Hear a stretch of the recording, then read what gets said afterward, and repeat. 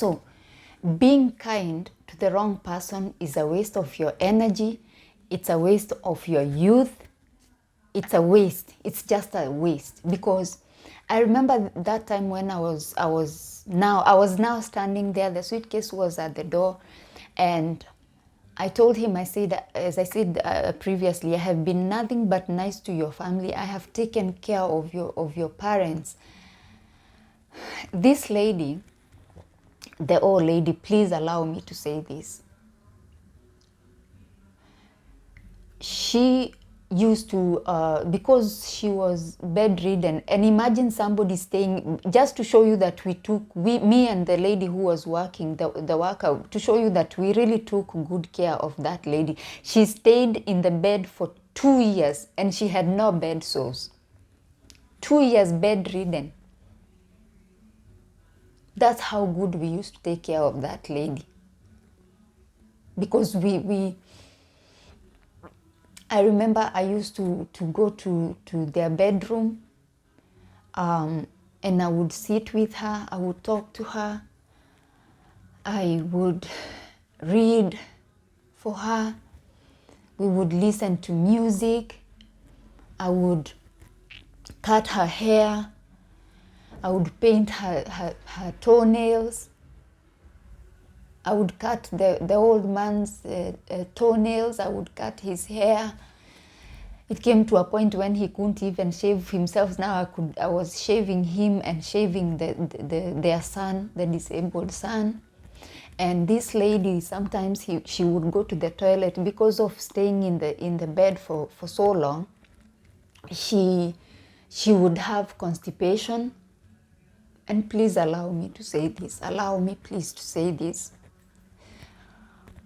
She would go to the toilet and she won't be able to push, I hope you understand. And I would wear gloves, okay, and I would go under the basin, in the basin of the toilet with my hands, and now help her to, I don't know if you're gonna get what I'm trying to say. Help her so she can relieve herself. Like I'm putting pressure to push the out. I'm just trying to show you how far I went taking care of these people. Sometimes because the son will be afraid that the mom is not able to go to the toilet, sometimes they would give her medicine to laxative. They would give her laxative just because sometimes they were afraid that she's not going to the toilet, so something will go wrong. So now when they give her that laxative, like it will, you can imagine, it will just be messy, every after few minutes or after an hour, it will be messy. And sometimes the lady has already left, the worker has already left. So that now, the work was now left to me, okay? So I would clean her up and do all that and make sure that she's clean and she's dry so she doesn't get bed sores, and she never got bed sores for 2 years. So when I'm having this argument, this discussion just before I leave, I said, how quickly you have forgotten.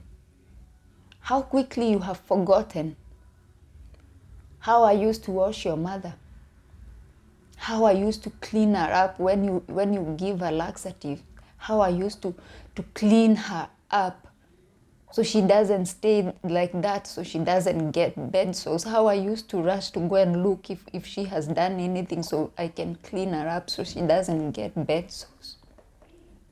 Do you know what he said? He said, well, since you seem to keep pushing how much you cleaned my mother, can you roughly estimate how many buckets of shit you cleaned my mother so I can pay you, so you can shut up? That's the response I got. So I told him, I'm not saying this so you can pay me. Like, you cannot pay me anyway, because 10 years of my youth, I don't know how much that is worth. And my mental health, I don't know how much is worth the damage that you have caused. You know, you have caused me mentally. I don't know how much that is worth. My life, I don't even know what that is worth. So I don't want you to pay me anything. But if there is a God out there, only He can pay me. If he sees it fit, if He's fair, only He can pay me. If I haven't done anything good for your family and I'm not worth any reward, then I will just live with that. That's what I told him. And I left, guys. I left. 30 years old, went to that place before I turned 20, moved in with him when I turned 20. And 10 years later, I moved out with nothing, absolutely nothing. I only had 200 shillings in my bag. I didn't know where I was going.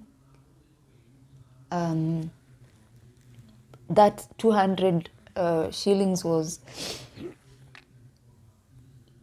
all I had. But life was tough. Life became quite tough from there. The following couple of years, life was quite tough, to a point where I was like, oh my God, should I have stayed there and just died there? Because now it seems like... And I actually remember, just to show you how tough it got, there was one time I tried to actually call him, okay? You know how people like leave the abuser and then now you go back to the abuser and then you're like, how could she go back there? I actually called him, but I felt like I should call him and ask him for money, because I was like really in a situation, yeah?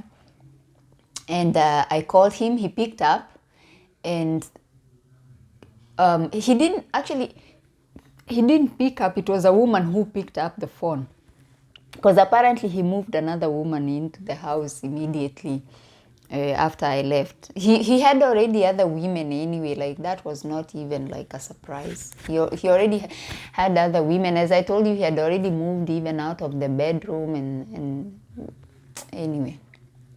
So a woman picks up the phone, and then I was like, oh, I would like to speak to so-and-so. And then he gets the phone and says, what do you want?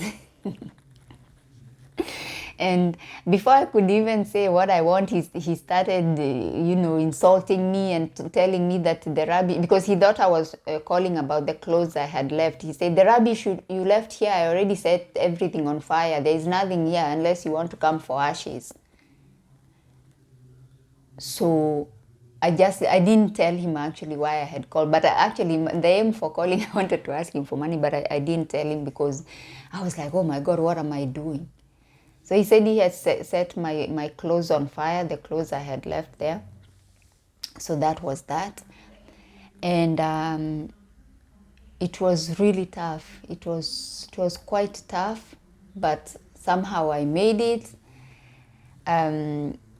I would just say God started opening small doors, and I started stabilizing, and life went on, Life went on.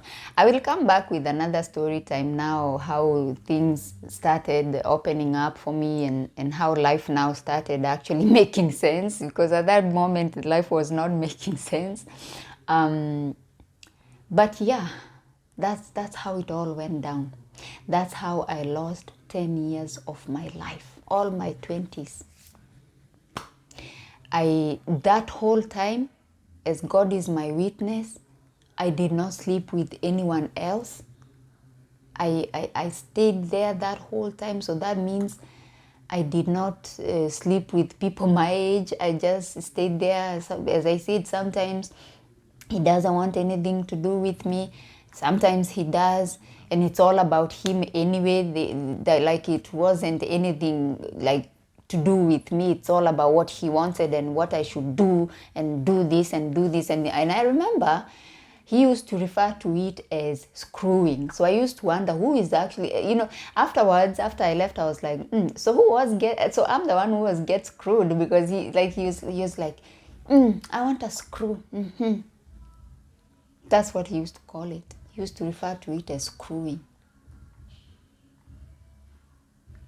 My goodness. So anyway, I know now you have questions. You're like, do you know his whereabouts now? I got few years ago, I got a message from a friend who informed me that he was hit by a motorbike. Yeah, that's the last thing I heard about him. He was hit by a motorbike, and I guess he died. I think it's so unfortunate that people can be so evil and so ungrateful, and so, like, if you see somebody, I know that I am from a humble background, and he knew that. That's why I was working there. Otherwise, if I was like everything was on point, I wouldn't have been going looking for those jobs.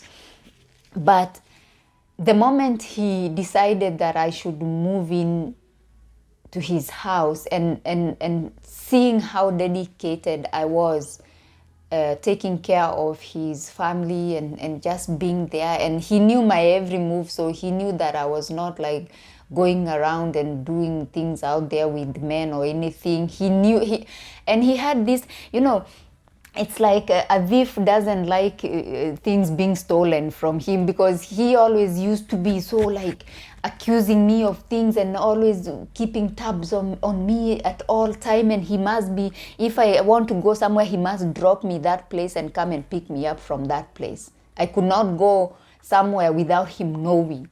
And even if I was to call him and say I would like to, maybe he was not there, because later the phones came, okay? When we started, there were no phones, but then mobile phones became popular in Kenya, so we got mobile phones. So if I would call him and say I would like to go somewhere, he would say, no, you wait until I come and then you'll go. And another thing I want to mention is this video is the isolation, because he made it a point to insult my friends, all my friends that I had, even when I was working there, the friends I had while I was working, he insulted all of them, and they left me. They all left me. And then he made a point to make sure every time a relative of mine would come to visit, he will insult them, and then they will never come back. I remember there was one time a relative came to visit me. It was a young man, and he was wearing a hat, as young men do. And he made it a big deal that the man didn't take off the hat as soon as he got inside the house. Okay, when he sat down, he actually took off the hat. But he made such a big deal that how dare you enter the house with the hat. I said, but he took it off. So he insulted him and told him how mannerless he is, and he has no discipline, and he has no this. So that relative never came back to that house. And he told me, he actually just got up immediately and said, I'll never come back to this house, and bye. So I chased him, like after I ran after him, and we went, and I tried to, like, oh my God, don't do this. Like, if you people abandon me, I have nobody, I have no friends. And then he was like, I'm never coming to that house ever again. We sat down in a restaurant. We had some tea, and I tried to talk to him, and he refused. So I came back, I was furious. Like, I was so angry. I was like, how can you do this? Why are you chasing away people who belong to me, and yet I am here taking care of your people? Is it that my people are worth nothing because you have money? So you think that my people don't have as much money as you do, so they are worth nothing, and I am here as your slave just looking after your family, and you cannot treat my people with respect. We had a big fight, by the way, guys. And then he was like, no, nobody is going to disrespect my house. If somebody is going to come to my house, they must take their hat off. Apparently, he was this big person who lives in a palace or something. It was disgusting. And the thing is, that house he's making such a big fuss about, he used to have this rage. He used to kick the doors. The doors always had they always had holes that have been repaired, because he used to punch holes on the doors and break things and kick things. It was just insane. Like, he could just kick the TV and oh, and him and the daughter used to have this stupid game. I don't know whether it was, I don't even know what it was. They used to wrestle and do the wrestling thing and break things, and they were just like wild animals. Sometimes they actually used to act like they were not father and daughter. The things they used to do, it was just weird. Everything was just weird. Like, I was like, what's going on here? You know? Like, what's going on here? Anyway, they used to talk about me, because I remember there was one time the daughter was very upset with me that I shouldn't be there. What am I doing there? And they had a meeting. They had a private meeting, her and the father, where they discussed, I guess they discussed me, and based on, although I didn't know the actual contents of that meeting, but based on her behavior, it's like they had an agreement on how I should be treated and how I should be in that house. And so there was a hierarchy of some sort. It was like he's number one, she's number two, and then now they should be telling me what to do. Because I remember one time the daughter came one time, and she tried to order me to go and give her uncle a bath. I was like, no, I'm not giving him a bath, because I gave him a bath this morning. No, he's not very fresh. Go and give him a bath. I said, no, I'm not gonna do that. And that became a big issue. And when the father came in the evening, there was now this big meeting to discuss how I refused to give the brother a bath. And I was like, yeah, but I gave him a bath this morning. We don't usually give him a bath twice in a day. So, like, I was like, if she feels that he should be given a bath, she can also give him a bath, because like, I started giving him a bath when I was even younger than she is now. Because at that time now, I'm almost 30. I'm almost about to leave the place, actually. So I'm like, she can do it also. Like, he's just like a child anyway. There's nothing like to be afraid of or anything, because he was just like a child, by the way, guys. He was just mentally disabled. He was just used to laugh and drool. So you had to constantly remind him to wipe his mouth, or just wipe his mouth. That's all he did. Like, he was just like a big baby. So it was very stressful, guys. It was a very bad time. My 20s were absolutely horrible. I feel like if I could do it all over again, like, I had no business getting involved with that man. The time when I was getting involved with him, I don't remember if I mentioned his age. He was 57. That year he was 57. He was turning 58 the following year. And as I said, I was just turning 20. So I had no business getting involved with that family in that way. In fact, I just, after I left, I started, for the longest time, I was wishing I never even got that job. Like, I never got involved with that family in any way, shape, or form, because it just ruined everything about me. It ruined my life. It ruined everything. Later on, I had complications. I don't want to blame the family planning, but maybe it was the age or whatever it is. I developed complications, so it came the conclusion that I will not be able to conceive anyway. So that whole thing just ruined my life completely. So this is why I am so passionate when I talk to you about sacrificing your youth and losing your youth, because your 20s are the most crucial years of your life. And I would say, if you want to sacrifice some years of your 20s, don't sacrifice the whole of your 20s, 10 years, don't do that. Dealing with old men is just about choosing how many years of your life you want to sacrifice, okay? Because, as I said, for me, the whole of my 20s, I didn't get involved with men my age, so I sacrificed my sex life, I sacrificed everything. I sacrificed even my style of dressing and doing my hair. I was not allowed to wear braids. I was not allowed to leave my natural hair out. I was forever forever straightening my hair with relaxer creams. My hair started falling off, partly because of stress, but also partly because of these relaxer creams. It was such a horrible time in my life. I hated myself because I was constantly being told how shapeless I am, how fat I'm getting. Despite the fact that the bones were just sticking out, I was constantly being told that I'm getting fat, my thighs are getting fat, my belly is getting fat, I am just fat. So that contributed in my self-esteem going all the way to zero. It was down there. So it took me a very long time to even do my hair in braids. I remember the first time I went to braid my hair, I braided my hair. I went to the salon, got my hair braided, then I started crying and took the braids off.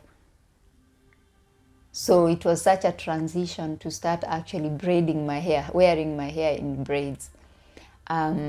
And also looking at my hair in its natural nature. Because previously I used to just like go to the salon with the weave. Those days we used to wear weave. The wigs were not so popular, it was the weaves. I used to go to the salon with the weave, then the salon people will take the weave off, wash my hair, blow dry, and then either put another weave or now straighten it. Put the retouch with Dark and Lovely. Dark and Lovely was like, you could not live without Dark and Lovely. So I was not allowed to show my hair in its natural state. So it was a very long journey now to transition back to being me. I didn't even know who I used to be. So now I had to find myself just...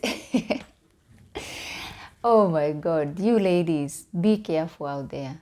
It is so unfortunate that somebody could end up like me. In my 40s, I'm now in my 40s.